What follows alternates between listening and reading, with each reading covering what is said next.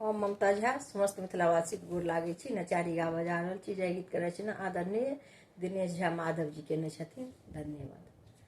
अंग भवोते बाघंबर धारी अरे भंगी भंडारी भोला के महिमा भारी, बाबा के महिमा भारी। कर में त्रिशूल डमरू शोभित, सांप मारे फुफकारी भोला के महिमा भारी, बाबा के महिमा भारी। अंग बभूते बाघंबर धारी अरे भंगी भंडारी भोला के महिमा भारी, बाबा के महिमा भारी।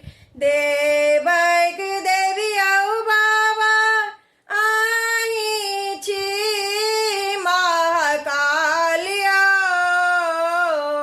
देवक देवी औ बाबा आही छी महाकालिया। त्रिभुवन स्वामी दानी जगत के तारन हारिया,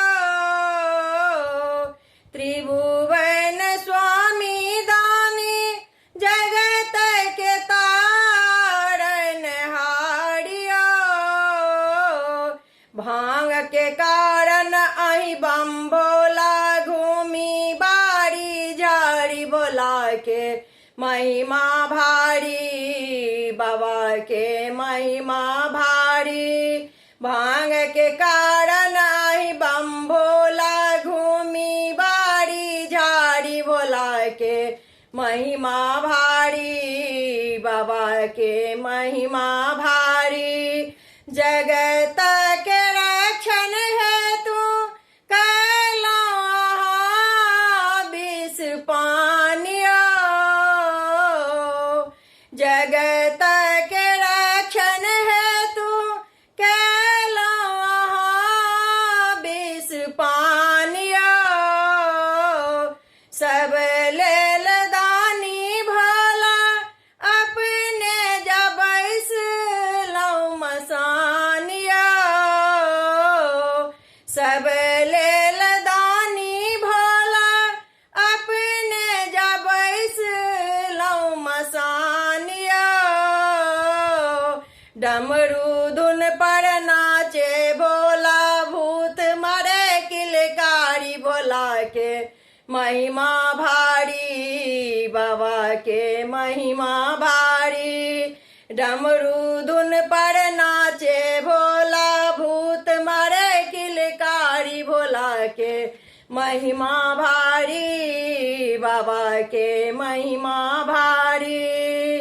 एक बेल पात के कारण भर लाऊं सब के खजाना, एक बेल पात के कारण भर लाऊं सब के खजाना। भेल कोन कसुर हमरा सा बुझलाऊं हमारो बेगाना,